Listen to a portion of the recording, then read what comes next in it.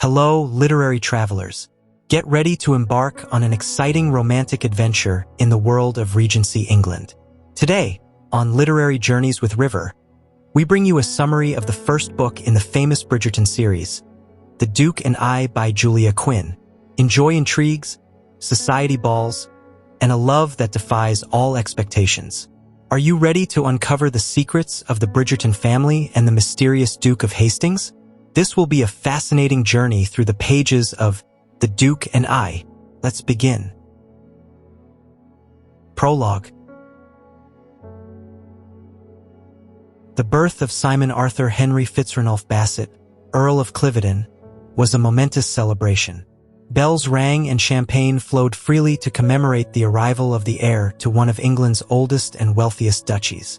His father, the Duke of Hastings, had anxiously awaited this moment, especially after several failed pregnancies and tragic losses. The Duke, already in his 40s, had watched his peers sire heirs while he endured the anguish of losing his children. However, the determination of his wife overcame medical warnings, and with great care, she conceived and carried Simon to term. Despite the pain and complications, little Simon was born healthy, although at the cost of his mother's life, who died shortly after childbirth. The Duke, while mourning the loss of his wife, quickly focused on his role as a father, eager to raise his heir. During the first year, he left Simon in the care of his nanny while continuing his life in London, proudly showing off a miniature portrait of his son to anyone who would look. Upon returning for Simon's second birthday, he set out to begin his early education, despite protests from Nanny Hopkins, who considered Simon too young. As time passed, the Duke grew impatient upon noticing that Simon, despite being a bright and healthy child, did not speak. The Duke's concern turned into anger, and when confronting Simon, he discovered the boy stuttered. Feeling his lineage was cursed, the Duke deemed him a failure. Simon, despite his efforts and progress under Nanny Hopkins' care, never earned his father's love or respect. At 11, Simon decided to confront his father in London, despite receiving no response to his letters for years. Upon arriving at Basset House, the cold reception from the butler and disbelief that Simon was still alive reflected the Duke's disdain and indifference. In a tense confrontation, Simon, with great effort, managed to speak to his father, but was cruelly rejected. This rejection deepened Simon's pain and determination, who swore that if he couldn't be the son his father desired, he would be his complete antithesis. Thus, he forged a will of steel and a desire to prove his worth, not for his father's approval, but for his own pride and determination. Chapter 1. The Bridgertons are a notably prolific family in London's high society, with 8 children named in alphabetical order: Anthony, Benedict, Colin, Daphne, Eloise, Francesca, Gregory, and Hyacinth.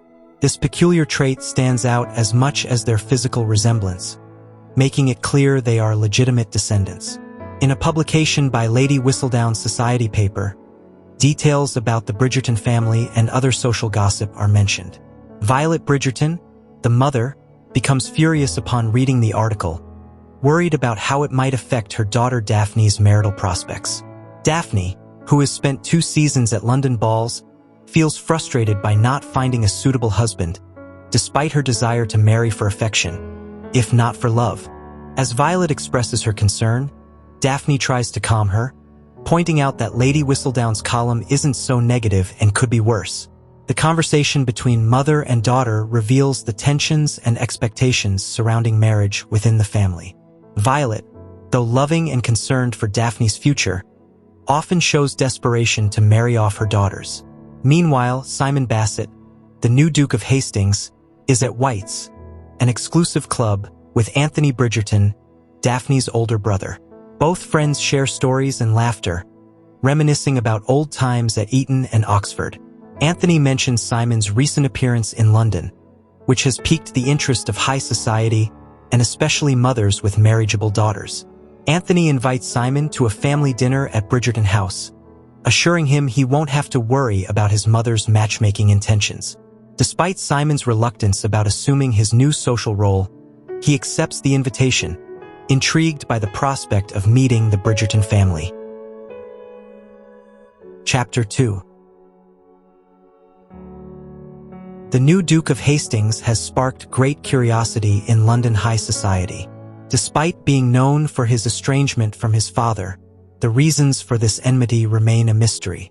Later in the week, at Lady Danbury's ball, Daphne Bridgerton stood away from the dance floor, feeling more comfortable in the shadows.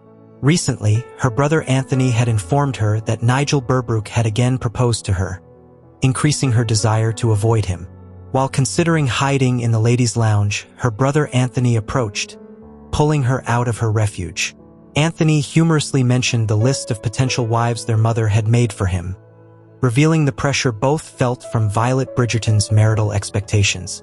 The conversation turned lighter as Anthony shared his intention to torment their mother by feigning interest in those lists. This sibling exchange demonstrated the strong bond between the Bridgerton brothers, though always under the shadow of social obligation. Soon joined by Benedict, another brother, who had also been dragged to the ball by their mother. Colin's unexpected arrival from Paris added more joy to the family reunion. Colin, with his carefree and mischievous nature, was especially close to Daphne, reminiscing about their childhood pranks together. As the siblings shared anecdotes and laughter, they were interrupted by the formidable Lady Danbury, who advised Daphne to cut ties with Nigel Berbrook. Daphne thanked her for the advice and decided to move away from her brothers to avoid Nigel. On the other hand, Simon Basset, the new Duke of Hastings, was at Lady Danbury's ball out of respect for the hostess, despite his aversion to social obligations. He recalled his years of self-imposed exile and his conflicted relationship with his father, who never showed him true affection. Simon had decided to leave England to avoid his father's hypocrisy, preferring to explore the world. While strolling through the house's halls, Simon inadvertently found himself in the middle of a conversation between a lady and a man. Hearing urgency in the woman's voice, he prepared to intervene, but stopped upon seeing the lady, surprisingly, defend herself, striking Nigel on the jaw and leaving him on the floor. Simon couldn't help but laugh at the scene. The young woman, looking up with a frown, asked who he was, leaving Simon captivated by her defiant gaze and unconventional beauty. Chapter 3. The rumor that Nigel Berbrook had bought a ring at Moreton's jewelry store spread quickly, generating speculation about his possible engagement. Meanwhile, Daphne Bridgerton, enveloped in a series of misfortunes, had reached a peak of frustration at Lady Danbury's ball. After dealing with Nigel's persistence, she now found herself facing an unknown and elegant man who had witnessed the entire scene. The stranger, who turned out to be Simon Basset, the new Duke of Hastings, had approached Daphne with an initially condescending attitude. Daphne, feeling humiliated and angry, couldn't help but confront him. Simon, for his part, tried to maintain composure and offer his help, though he couldn't help but laugh at the situation and the name Laffy that Nigel had uttered. Despite the initial tension, Simon and Daphne began to work together to handle the situation with Nigel. Simon, impressed by Daphne's composure and generosity towards Nigel, decided to help her move Nigel without attracting attention. However, the original plan to move Nigel in a carriage quickly changed when Nigel, semi-conscious, started causing more problems. The interaction between Simon and Daphne was full of sparks and misunderstandings. Simon, despite his usual control, felt drawn to Daphne, who proved to be a strong and determined woman, different from the others. As they tried to find a solution, Simon found himself increasingly fascinated by her, while Daphne struggled to maintain her dignity and avoid a scandal. Finally, they decided to leave Nigel on the ground and go their separate ways, not without first adjusting Nigel's position to ensure he was comfortable. Despite the tension and challenges, the night marked the beginning of an intriguing relationship between Simon and Daphne, leaving both with a sense of curiosity and mutual admiration. Chapter 4. The bustle of London's ambitious mothers was palpable in the air, especially at Lady Worth's recent ball. Among the anecdotes and rumors, the fierce competition between Lady Bridgerton and Mrs. Featherington stood out, each with their respective daughters seeking suitors. Lady Bridgerton, though with only one marriageable daughter on the market, never missed an opportunity to push her sons towards potential matches, while Mrs. Featherington, with 3 daughters, was equally relentless. Simon, the Duke of Hastings, was already convinced his night couldn't get worse, but things changed after meeting Daphne Bridgerton. The encounter with Daphne, though bewildering, was the highlight of his evening. After several awkward incidents, Simon found brief respite when Lady Danbury, one of the few people who treated him with sincerity, saved him from the oppressive company of Mrs. Featherington and her daughters. Despite this, his plan to escape attention didn't fully work. An old Oxford mate, accompanied by his socially ambitious wife, had caught him and introduced him to every debutante in the hall, leaving him exhausted and frustrated. Simon found himself immersed in a sea of smiling faces, trivial questions, and empty compliments, with ambitious mothers pushing their daughters towards him and older sisters throwing inappropriate hints. While Anthony, Benedict, and Colin Bridgerton enjoyed the spectacle from a distance, Simon desperately sought an exit. The Bridgerton brothers, despite their intentions to rescue their sister Daphne from their mother's matchmaking, were reluctant to act for fear of falling into the same trap. Finally, Anthony suggested that Simon intervene. With some reluctance, Simon approached Lady Bridgerton and Daphne. The conversation was interrupted by the arrival of Macclesfield, who took the opportunity to escape, leaving Daphne and Simon alone with the Viscountess. Lady Bridgerton, initially cautious about Simon's reputation, soon changed her mind upon seeing the potential advantageous match for her daughter. Tension rose when Mrs. Featherington and her daughters decisively approached Simon. In a desperate attempt to avoid another exhausting conversation, Simon asked Daphne to dance. The proposal, though unexpected, was a welcomed escape for both. As they prepared to dance, Simon and Daphne shared a brief look of complicity, aware that they had found in each other an unexpected but effective way to escape the social ambitions surrounding them. The night, which had begun with frustration and discontent, took an unexpected turn towards the possibility of something more, something neither Simon nor Daphne had anticipated. Chapter 5. Lady Danbury's ball became the event of the season when everyone present, including the sharp author of the society paper, noticed the attention the Duke of Hastings paid to Miss Daphne Bridgerton. This surely relieved Lady Bridgerton, who feared seeing Daphne single for another season, especially with 3 more daughters to marry off. Daphne, feeling the pressure from her mother and the discomfort of a possible conversation with the Featheringtons, accepted the Duke's invitation to dance. However, Simon didn't give her time to respond before leading her to the center of the dance floor.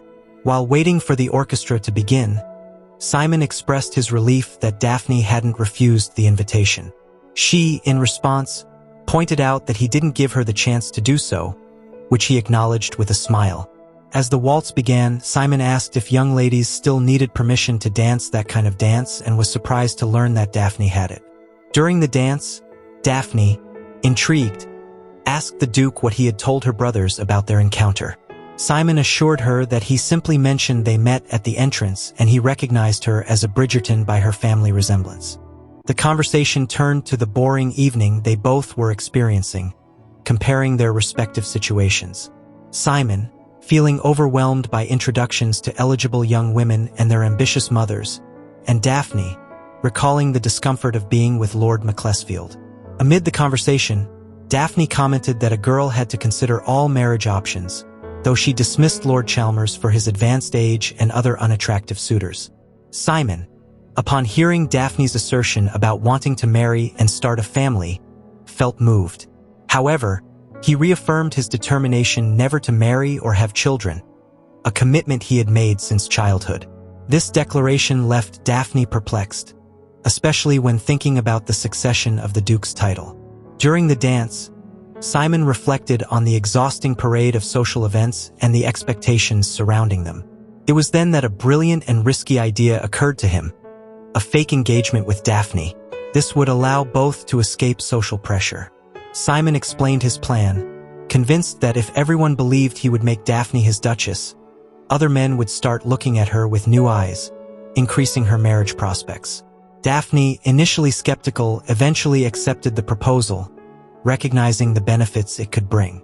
Meanwhile, Lady Bridgerton and Anthony watched from a distance, with Violet excited about the possibility of Daphne attracting the Duke. However, Anthony, distrustful, expressed his desire to protect his sister, even willing to confront the Duke if necessary. Violet, seizing the opportunity, sent Daphne and the Duke for a walk around the hall, assuring Anthony that he didn't need to accompany them as long as they didn't leave the hall. Finally, while Violet watched her daughter and the Duke with satisfaction, she was surprised to see Simon now dancing with Penelope Featherington. Chapter 6. The night before, the Duke of Hastings had repeatedly declared that he had no intention of marrying. However, these declarations only increased the challenge for ambitious mothers, especially after meeting the charming Daphne Bridgerton. The next day, Simon found himself at the Bridgerton house with an expensive bouquet of tulips, a charade that had required more attention than he expected. Daphne had told him that if he didn't visit her the next day, no one, especially her mother, would believe his supposed interest. So, obediently, Simon bought flowers and headed to Grosvenor Square. The Bridgertons' butler received him immediately, demonstrating that they were expecting him. Upon entering the parlor, Simon found Daphne, radiant in a blue dress, surrounded by several suitors, one of whom was reciting poetry to her on his knees. The scene, far from pleasant, deeply irritated him. Daphne finally noticed Simon's presence and greeted him enthusiastically. The Duke, with flowers in hand, approached her, facing the curious and challenging gazes of the young suitors. Violet Bridgerton, Daphne's mother, received him with a beaming smile, thanking him for his presence and commenting on the flowers, assuming they were for Daphne. However, Simon, in a calculated gesture, revealed that the flowers were for Violet, leaving her visibly moved. While Violet reorganized the parlor with military precision, the suitors began to disperse. Daphne and Simon took the moment to converse, with Daphne expressing her surprise at Simon's supposed sense of humor, which she considered much more refined than that of a typical rake. The conversation took a personal turn when Simon reflected on the monotony of London social life and his desire to escape the expectations. Daphne, for her part, shared her longing for a family and her frustration at being seen only as a friend by men. Simon, recognizing Daphne's honesty, felt drawn to her sincerity and desires. In the midst of their conversation, Violet returned, grateful and excited about the flowers, while Simon and Daphne continued developing their rapport. However, their moment was interrupted by the abrupt entrance of Anthony, Daphne's older brother, who questioned Simon's presence. Anthony, distrustful and protective, insisted on speaking alone with the Duke. In his study, Anthony made it clear that, although he valued Simon's friendship, he wouldn't allow him to court Daphne without the intention of marriage. Simon, surprised by Anthony's intensity, understood his concerns but also defended his honor, clarifying that he had no intention of hurting Daphne. The conversation intensified, with Anthony expressing his skepticism about Simon's intentions, reminding him of his promise not to marry. Simon, despite everything, maintained his firm stance, convinced of his plan and respect for Daphne. Daphne, worried about the length of the conversation, decided to intervene. The tension momentarily dissipated with her presence, but the conversation revealed the need to clarify the situation to Anthony. Simon and Daphne explained their plan for a fake engagement, detailing how it would benefit both and relieve social pressure. Anthony, although reluctant, began to understand the logic behind the plan. However, he remained concerned about protecting his sister. The discussion, though tense, concluded with a better mutual understanding, as Anthony accepted, albeit with reservations, the strategy proposed by Simon and Daphne. Chapter 7. Rumors about the Duke of Hastings and his apparent disinterest in marriage didn't deter the ambitious mothers of high society. However, everything changed when the Duke met Daphne Bridgerton. The next day, Simon visited Daphne, bringing a bouquet of expensive tulips as part of their agreement to feign romantic interest and divert attention from other suitors. Upon arriving at the Bridgerton house, Simon found a parlor full of men courting Daphne, one of whom was even reciting poetry. Although initially annoyed, Simon finally managed to attract Daphne's attention, who smiled warmly at him. After an encounter with Viscountess Violet Bridgerton, Simon found himself in an uncomfortable situation having to interact with Daphne's other suitors. Anthony, Daphne's older brother, was reluctant to accept Simon and Daphne's plan but eventually agreed on the condition that the charade remained secret and that Simon never compromised his sister in any way. Anthony also insisted they never be alone and warned Simon about the potential consequences of breaking these rules. Later, during a dinner at the Bridgerton house, Simon experienced the warmth and chaos of Daphne's family. Although it was a noisy and disorderly experience, with episodes like a flying pea, Simon enjoyed the family's company and laughter. Hyacinth, the youngest Bridgerton, noted Simon's quietness and commented on it openly, prompting a funny and affectionate reaction from Violet. Violet, in an effort to integrate Simon more into the family, invited him on a family outing to Greenwich, which took him by surprise. Despite Daphne's protests, Violet insisted and Simon accepted, feeling that his fate was now more intertwined with the Bridgerton family. Chapter 8. An outing to Greenwich marked a memorable day for the Bridgertons and the Duke of Hastings. With everyone aboard a small boat rented by Violet, Daphne's mother, the journey began with a relaxed atmosphere filled with interesting conversations. Simon, the Duke, enjoyed the sailing and shared with Daphne his knowledge about the Greenwich Meridian and its importance in global navigation. Despite her initial ignorance, Daphne showed interest and learned about the subject while exchanging anecdotes. The journey proceeded without major incidents until the family reached the observatory, an imposing red brick building atop a hill. Violet, always attentive, ensured everyone was present before starting the visit. Simon, who had never had a family, watched the Bridgertons' dynamics with fascination, noting the differences between his solitary life and the bustling family surrounding him. The picnic following the observatory tour unfolded peacefully until Hyacinth, Daphne's youngest sister, decided to involve Simon in a conversation about Sir Walter Raleigh's love story. Simon, with a playful attitude, continued the joke with Hyacinth, demonstrating his ability to interact with children, something that surprised Daphne and made her reflect on the Duke's paternal side. The return to the boat was marked by an incident when Gregory, Daphne's younger brother, slipped on the wet gangway and, in a clumsy move, dragged Simon and Anthony into the water.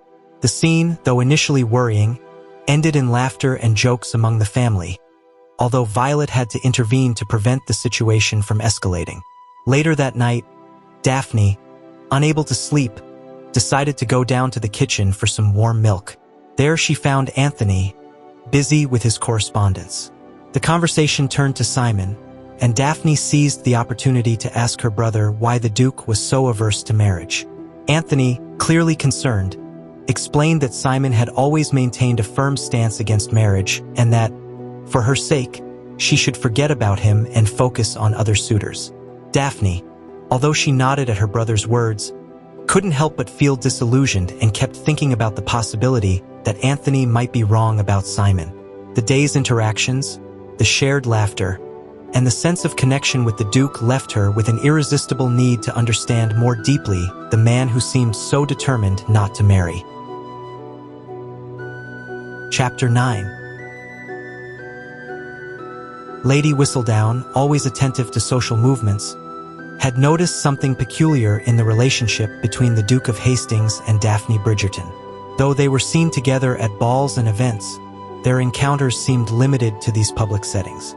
This observation sparked curiosity and speculation among high society, especially about the authenticity of their relationship. Daphne, attending Lady Troubridge's ball in Hampstead Heath, stood apart, hiding among the columns of the hall. Her popularity had grown exponentially since Simon began courting her, and although she enjoyed the attention, nothing delighted her as much as the Duke's company. Simon had fulfilled his role, accompanying her to multiple events, but his recent absences had left Daphne disheartened and worried. As the night progressed, Daphne avoided the crowd until her brother Colin approached to torment her with his typical joviality. Colin, noticing his sister's disappointment, mentioned that Simon had arrived at the ball, which Daphne initially doubted, but Colin's confirmation encouraged her to seek him out. Simon appeared, and his presence transformed Daphne's mood. However, an awkward conversation about Simon's absence from his daytime visits led to a moment of tension between them. Simon explained his aversion to marriage and family visits as part of his deception to avoid commitment. Daphne, feeling a mix of frustration and sadness, tried to keep the conversation light, but the topic of Simon's father brought visible discomfort to him.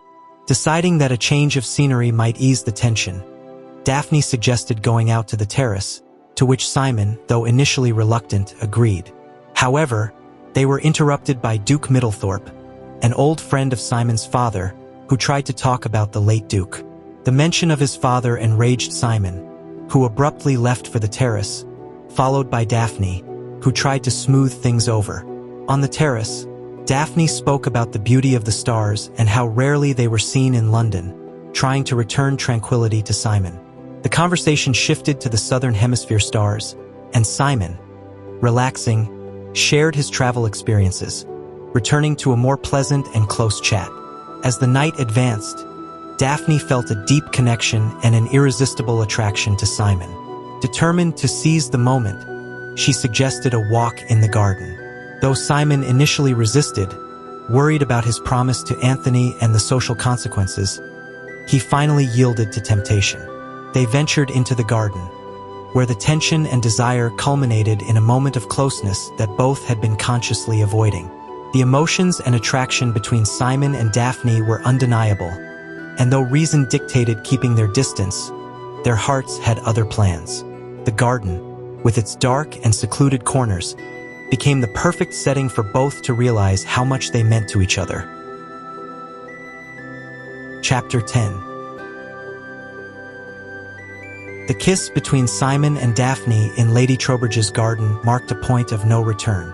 Overwhelmed by desire, Simon pulled her close, and in a moment of pure need, their lips met urgently.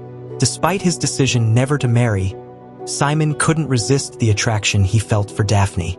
The contact was intense, filled with pent-up passion. As they kissed, Daphne's silk dress slipped, revealing her skin, which only increased Simon's desire. In the midst of this fervor, they were caught by Anthony, who saw them and launched himself at Simon in fury. The ensuing fight was violent and chaotic. Daphne, in the middle of the conflict, tried to stop her brother, but her efforts were in vain. After Anthony struck Simon, the two men faced each other in tense silence, aware of the gravity of the situation. Simon knew his relationship with Daphne was at stake and that Anthony wouldn't stop until he got satisfaction. Anthony's decision was to challenge Simon to a duel at dawn, something Simon couldn't refuse, despite knowing it could cost him his life. Daphne, distressed by the situation, tried to reason with both men, but it was in vain. Simon, wounded and dishonored, realized he couldn't offer Daphne the future she deserved. His refusal to marry her didn't stem from a lack of love, but from a deep-seated promise and resentment he carried since childhood. In the end, Daphne, filled with pain and disillusionment, decided to leave the scene with her brother, leaving Simon alone in the garden. The dark night and cold wind seemed to reflect the internal chaos both felt. As Anthony and Daphne walked away, Simon was left in a mix of regret and despair, knowing he had ruined the only good thing he had in a long time. The promise of a duel at dawn loomed over them, a resolution that would determine everyone's fate. Simon, prepared to face the consequences of his actions, and Daphne, with a broken heart, headed to their respective destinies with the certainty that the morning would bring irrevocable changes. Chapter 11. At Lady Troubridge's annual ball, rumors and curious glances abounded. Daphne Bridgerton left the party early, causing intrigue, especially after being seen talking to the elderly Duke of Middlethorpe. Back home, Daphne couldn't sleep, worried about the imminent duel between Simon and Anthony. She paced her room, aware that she had to stop the confrontation. She knew that men, with their sense of honor, could act irrationally in such situations. Determined to intervene, though she didn't know the duel's location. As the night progressed, Daphne peered out the window, waiting for her family to return.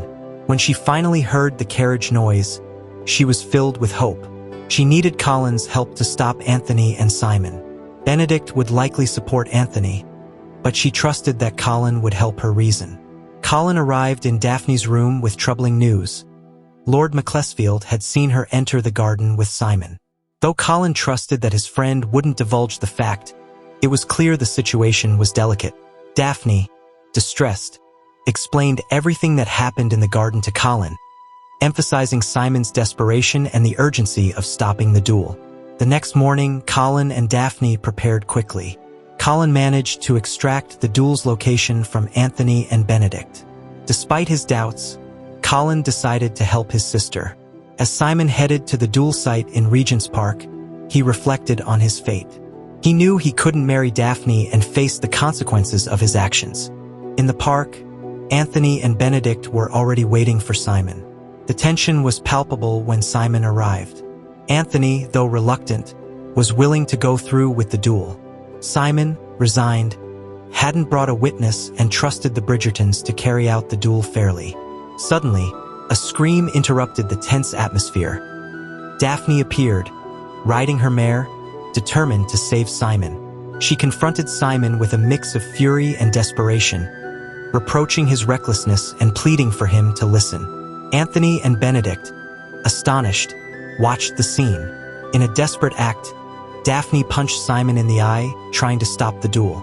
Simon, surprised and hurt, found himself facing not only the Bridgerton brothers but also a determined Daphne. The conversation turned intense and emotional, with Daphne pleading for Simon to marry her to avoid her ruin. Simon, overwhelmed by the situation and feelings, realized he couldn't let Daphne suffer the consequences of his actions. Despite his own doubts and promises, Daphne's love and desperation led him to consider the unthinkable. Daphne's determination and her brother's support finally managed to change the course of destiny. Chapter 12. A Duel, a confrontation in Regent's Park that, although illegal, took place without causing major damage. Although no names were mentioned, it was clear that those involved recovered without problems. The Society columnist condemned the violence and suggested that an angel must have intervened to keep the men safe, wishing more people could benefit from that influence to achieve a more peaceful society. Elsewhere, Simon, with a devastated look, declared he would marry Daphne, but first tried to warn her of something crucial. Although Daphne, excited and teary-eyed, promised to make him happy, Simon insisted she must first listen to what he had to say. Finally, Simon revealed he couldn't have children, a painful truth she had to accept. Daphne, after a brief bewilderment, confirmed her decision to marry him regardless. Anthony, worried and angry, approached to ensure everything was all right. Daphne, firmly, assured him there would be no duel and confirmed she would marry Simon. Anthony, though relieved, remained solemn. Meanwhile, Simon experienced a mix of intense emotions, from relief to fear, wondering if his fate was heaven or hell. Daphne spent the rest of the day with her family, who were excited about the engagement news. However, the morning's events had left her exhausted. Violet, her mother, quickly began the wedding preparations, while Daphne's younger sisters bombarded her with questions about the details of the wedding. But Daphne, overwhelmed, could only respond with monosyllables. Reflecting, Daphne realized that although giving up on having children was painful, she couldn't live without Simon. Her feelings were a mix of love and hope, and she decided not to mention her hopes for a possible miracle to Simon, knowing he wouldn't marry her if he thought she harbored those hopes. On the other hand, Simon, also exhausted, faced his own doubts and hopes.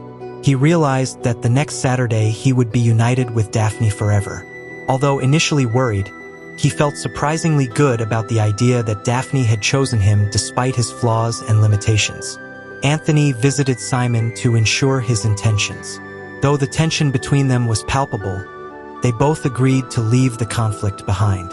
Anthony warned that if he hurt Daphne, he would never find peace. Simon, respecting Anthony's devotion to his sister, promised to do everything possible to keep her happy. Finally, Simon, exhausted by the day's events, decided to retire to rest, accepting that he needed time to process everything that had happened and prepare for the future that awaited him with Daphne. Chapter 13. The Duke of Hastings and Miss Bridgerton are getting married. Thus begins the news in Lady Whistledown's column, who boasts of having predicted this union, even affecting the bets in gentlemen's clubs. The week before the wedding passed quickly. Daphne didn't see Simon, who was busy at Hastings' house, finalizing the details of the marriage contract. Surprisingly, Simon rejected Daphne's dowry, and Anthony decided to deposit the money in an account in her name, allowing her to decide its future use. Simon visited Bridgerton House 2 days before the wedding. Nervous, Daphne prepared to receive him, though the anxiety and discomfort were evident. Upon seeing him, she noticed his dual wounds were still visible. However, the relief of having him alive reassured her. Simon brought a surprise, an engagement ring. Daphne, excited, opened the box to find a beautiful emerald flanked by diamonds. Grateful, she marveled that Simon had chosen something especially for her, a gesture that reinforced their connection. The day before the wedding, Violet, Daphne's mother, entered her room to have the expected talk about marriage. Although nervous and hesitant, Violet tried to explain what would happen on the wedding night, but her explanations were vague and left Daphne with more questions than answers. However, the essential point was clear. The marital duty was necessary to have children, an aspect that intrigued and worried Daphne given Simon's condition. On the wedding day, the details passed in a blur for Daphne. She remembered her family's emotional gestures and Anthony's solemn handover. The culminating moment came when Simon pronounced his vows with a sincerity and care that reassured her. Gregory, one of her younger brothers, sneezed repeatedly, causing laughter and tender moments during the ceremony. Finally, when the Archbishop declared them husband and wife, Simon kissed Daphne with a mix of desperation and love, surprising everyone present.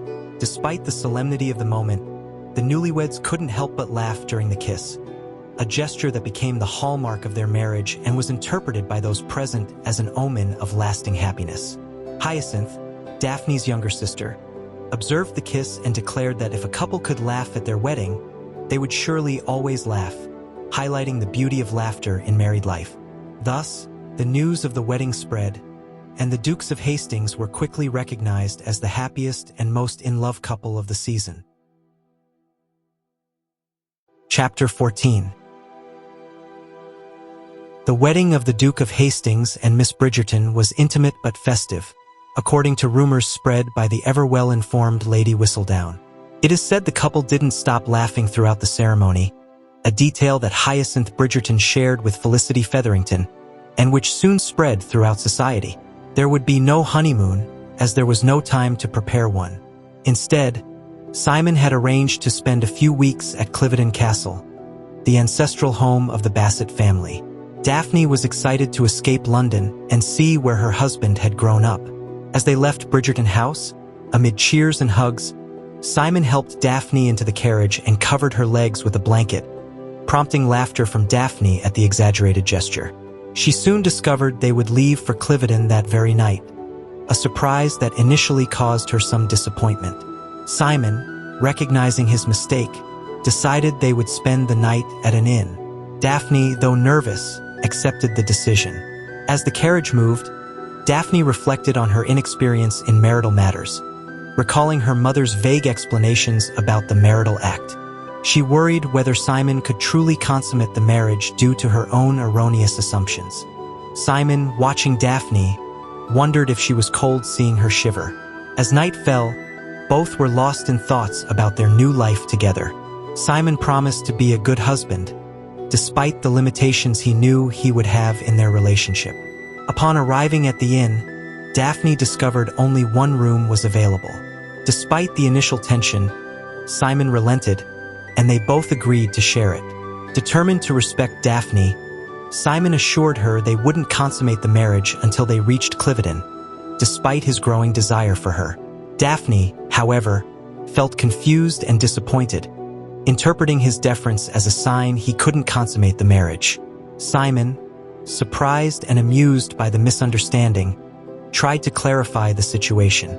Through a conversation filled with misunderstandings and revelations, Simon finally explained to Daphne that his ability to satisfy her in bed was not in doubt. Daphne's initial confusion dissipated when Simon took her hand and assured her he could teach her everything she needed to know. The attraction and desire between them intensified, marking the beginning of a new stage in their relationship. Chapter 15. London had been quiet since the Duke and Duchess of Hastings left for the coast. Though Lady Whistledown mentioned minor events, such as Mr. Nigel Burbrook inviting Miss Penelope Featherington to dance, everyone was eager for news about the newlyweds. For Daphne, being with Simon now was like reliving their moment in Lady Trowbridge's garden, but without interruptions. The passion between them was palpable. Simon kissed her intensely, murmuring praises as she shivered with desire. The connection between them was deep, and Daphne felt her body instinctively respond to his caresses. Simon, completely captivated by Daphne, felt a mix of possession and devotion. Every kiss and touch made her his, as she discovered a new world of sensations. Simon, aware of the importance of this night for Daphne, wanted it to be perfect and memorable. With every movement, he ensured she felt loved and desired. Daphne, for her part, experienced an awakening. Her initial nerves dissipated with every kiss and touch from Simon, and soon, they were lost in a whirlwind of passion. Simon brought her to climax, ensuring her first experience was more than satisfying. Finally, when they both reached ecstasy, Simon withdrew, spilling beside her. In the following days, the passion between them didn't diminish. At Cliveden, they stayed in their room for over a week, enjoying their time together. When they finally emerged, Daphne dedicated herself to getting to know the property and the servants better. Though initially embarrassed by their seclusion, she soon adapted to her new life. One day, while Simon attended to estate matters, Daphne decided to get to know Mrs. Coulson, the housekeeper, better. Through their conversation, she learned more about Simon's childhood. Mrs. Coulson revealed she had been the nanny and later housekeeper for Simon's mother, and that the Basset family was very important to her. Mrs. Coulson also shared painful details about Simon's treatment by his father, who considered him insufficient due to his speech problems. Daphne was shocked to learn Simon had speech difficulties as a child. Simon's dedication and struggle to overcome his stutter deeply moved Daphne. Mrs. Coulson described Simon as a very stubborn and determined child who worked tirelessly to improve. The conversation with Mrs. Coulson left Daphne with much to think about. Though she felt grateful for the housekeeper's kindness, she now understood better Simon's deep feelings and insecurities. At the same time, she recognized the strength and resilience that had shaped the man she loved. After the conversation, Daphne reflected on everything she had learned. She felt more connected to Simon but also worried about the emotional wounds that still affected him. Determined to support and understand him better, she prepared to talk to him about his past and feelings. Chapter 16. The stifling heat in London had made social events difficult. Lady Whistledown observed that Prudence Featherington fainted at a ball, though it wasn't clear whether it was due to the heat or Colin Bridgerton's presence. Lady Danbury had also fled London with her cat due to the heat, seeking refuge in Surrey. Meanwhile, the sea breeze kept the Duke and Duchess of Hastings safe from the heat, though Lady Whistledown couldn't confirm their activities. For Simon, his married life with Daphne had fallen into a comfortable and pleasant routine. He stood barefoot in the doorway of the dressing room, watching his wife brush her hair. Like the day before, he planned to seduce her and take her to bed. After loosening his tie, he approached her, caressing her hand and taking the brush to comb her hair himself. As he brushed her hair, he asked about her day with Mrs. Coulson, the housekeeper. Daphne shivered slightly before responding that she had learned much about the house. Simon noticed she avoided looking at him directly, which made him uneasy. However, he continued brushing her hair, and they changed the subject, discussing the possibility of settling in London to be closer to her family. Daphne, feeling a mix of sadness and gratitude, stood up and let her silk robe drop, revealing a green nightgown that highlighted her eyes. Simon wrapped his arms around her, feeling a deep need to touch her. He led her to the bed and began kissing and caressing her passionately. The intensity between them grew, with Simon pinning her wrists and exploring her body. Amidst laughter and moans, Simon and Daphne surrendered to their desire. However, Daphne couldn't stop thinking about everything she had learned about Simon's childhood and his relationship with his father. When they reached climax, Simon withdrew just before spilling, as he always did, leaving Daphne with a disturbing sense that something was wrong. Daphne sat on the bed, lighting a candle and staring at the wet stain on the sheets. When Simon, half asleep, asked what was wrong, she confronted the truth. She asked why he said he couldn't have children when it was clearly not true. Simon, surprised and defensive, tried to explain himself, but Daphne accused him of lying and taking advantage of her ignorance. The argument intensified, with Simon revealing the pain and rejection he suffered from his father, who considered him incapable due to his stutter. Daphne, still angry and hurt, insisted Simon explain the truth.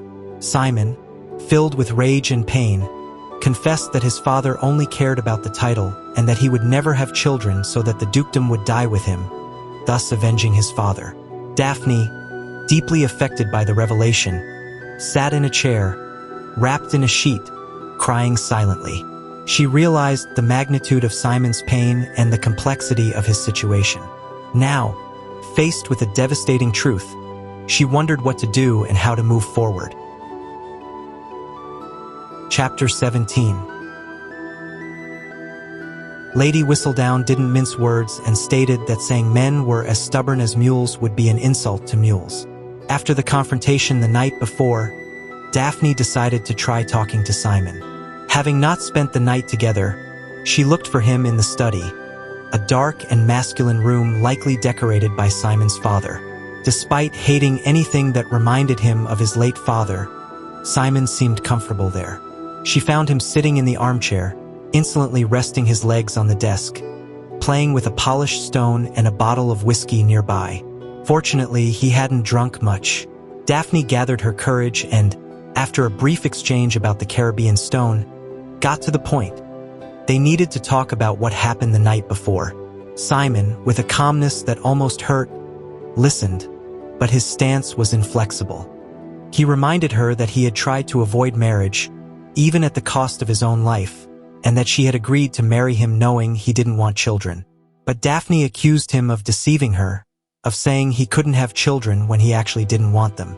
Simon argued that his soul wouldn't allow him to have children, and Daphne, feeling her heart wither, realized there was no reasoning with him at that moment.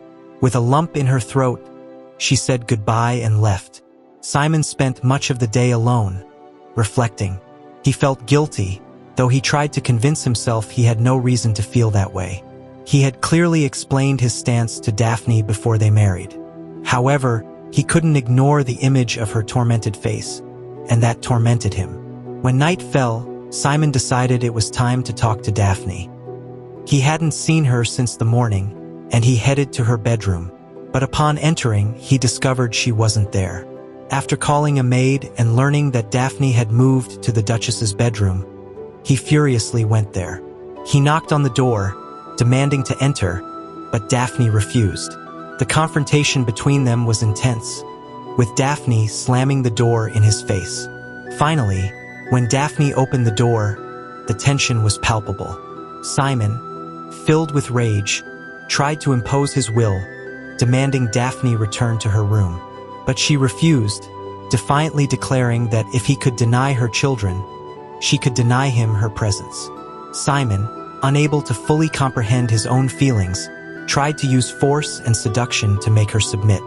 But Daphne, with sadness and determination, rejected him, saying that everything he did was controlled by his hatred for his dead father.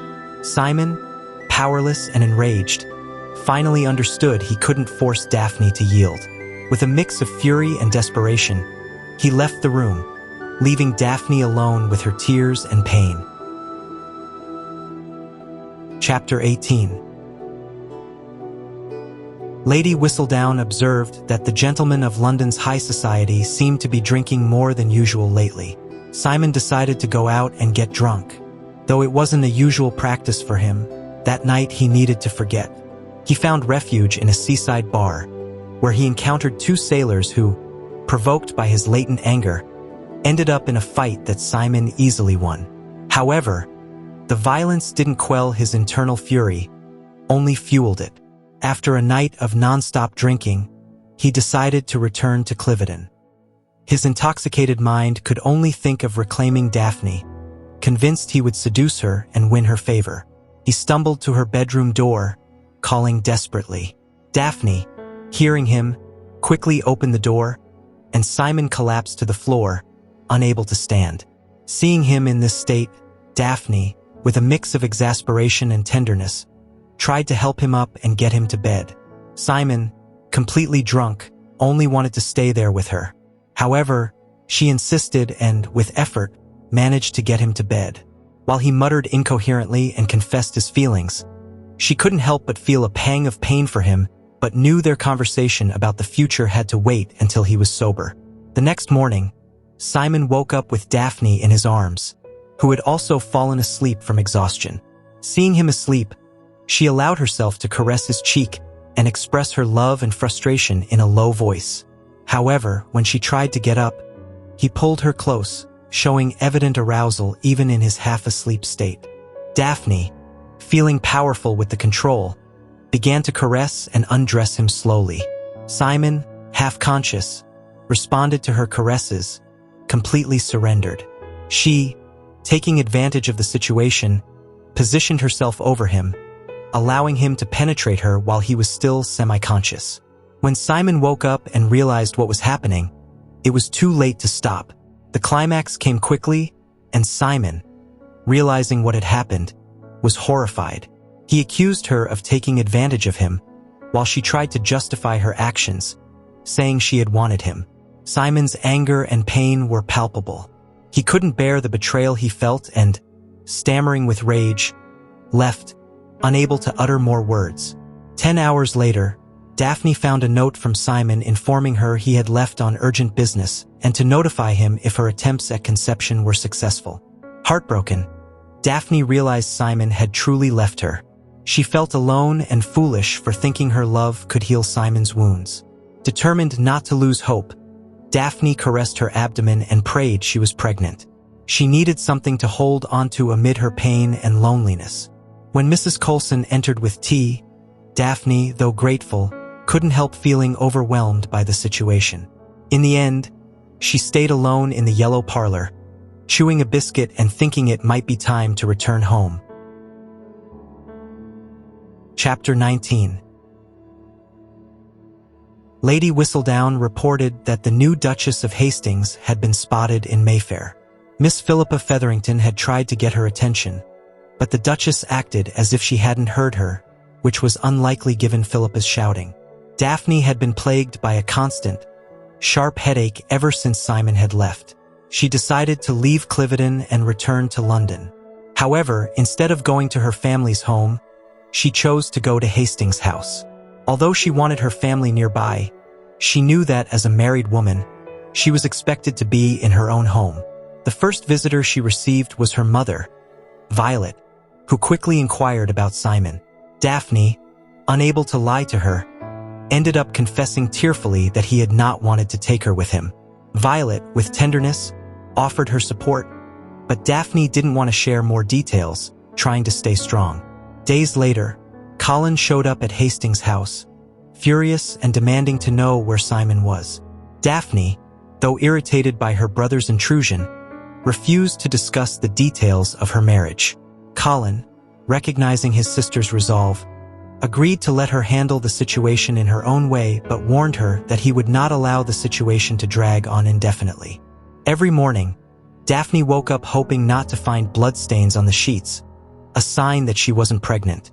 Finally, A week after her expected period, she began to harbor some hope. However, she decided to keep her possible pregnancy a secret, even from her mother and Simon, fearing their negative reactions. She eventually decided to write to Simon to inform him, but just as she was finishing the letter, Anthony burst into the room, furious and determined to find Simon. After a tense discussion, Daphne managed to get Anthony to promise not to read the letter or harm Simon before giving him the address. Anthony arrived at Simon's property in Wiltshire, interrupting Simon's thoughts. Simon, surprised by Anthony's arrival, was unsettled to receive Daphne's letter. Though furious, Anthony decided not to force Simon to return, making it clear that Daphne needed to know Simon was coming back for her and not under duress. After Anthony left, Simon, holding the letter, felt overwhelmed. Daphne's letter was brief but powerful. It informed him that her efforts had borne fruit and that she was in London waiting for news from him. Simon, battling his own demons and the anger he felt towards Daphne, decided he had to return. He ordered the butler to prepare the carriage and headed to London. Chapter 20. Lady Whistledown reported incredulously that the season's most talked-about marriage seemed to be in trouble. The Duchess of Hastings had returned to London 2 months ago, and no one had seen the Duke since then. Although it appeared that Daphne knew where he was, she had not shared the information with anyone, preferring the company of her family. Simon's journey to London took 2 long days. He brought several books with him, but he could not concentrate on anything other than Daphne and his potential fatherhood. Upon arriving in London, he instructed the driver to go straight to Bridgerton House, where he expected to find his wife. To his surprise, Daphne was not there. The butler informed him that she was at Hastings' house. Simon, feeling foolish for not having guessed it sooner, went to his own home only to discover that Daphne was not there either. According to the butler, she had gone riding in Hyde Park. Alarmed by the fact that Daphne was riding a horse while possibly pregnant, Simon ordered a swift horse to be saddled. He headed to the park as quickly as possible, fearing for the safety of his wife and unborn child. Meanwhile, Daphne was enjoying her ride, reminiscing about her childhood in the countryside. Despite feeling guilty for leaving the groom behind, she needed that sense of freedom. However, her peace was shattered when she heard a rider approaching rapidly. Fearing the worst, she tried to move away, but a branch struck her in the chest, causing her to fall from the horse. The pain was intense, but when she heard Simon's voice calling her, she felt a momentary relief. Simon found her on the ground, immediately concerned for her well-being. Gently, he began to examine her to ensure she hadn't broken any bones. Daphne, with great effort, opened her eyes and focused on Simon's voice, which was soothing her with gentle but firm words. Finally, when it seemed that she only had bruises, Simon became furious. He reproached her for riding a horse while pregnant, putting the baby at risk. In a weak voice, Daphne revealed that she was not pregnant. Simon, surprised and confused, tried to understand what had happened. Daphne, in tears, explained that she had thought she was pregnant but had discovered otherwise. Simon felt helpless, seeing the pain in his wife's eyes and knowing he was the cause. Daphne, feeling the weight of her pain, confessed that she had never stopped loving Simon despite everything. Simon, in turn, revealed that his absence was not only due to what she had done but also to his own internal struggle with his stuttering and his hatred toward his father. Daphne tried to make him understand that he was not the child his father despised and that he needed to let go of that hatred to find happiness. Tenderly, Daphne urged him to consider his desire to have a family, not for his father's sake but for their own. Simon, confronting his own demons, began to realize that his hatred could not be the driving force of his life. Daphne promised that together they would find happiness. Chapter 21. Simon's return to London did not go unnoticed. High society was well aware, courtesy of Lady Whistledown, that the Duke of Hastings had come back. Simon said nothing during the ride back. They found Daphne's mare grazing peacefully, and although she insisted she could ride, Simon chose to take her instead. He tethered the mare to his horse, helped Daphne onto the saddle, and mounted behind her.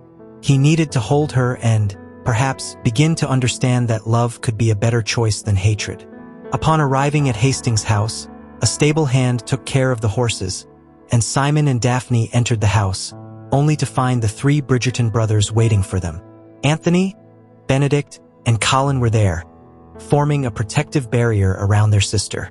Simon, furious, demanded to know what they were doing in his house, to which Anthony replied that they had heard he had returned and wanted to make sure Daphne was okay.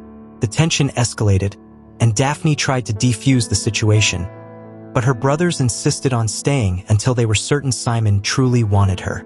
Faced with them, Simon finally did something he had been postponing. He confessed to Daphne that he loved her. He did so sincerely and directly, and Daphne melted into his arms.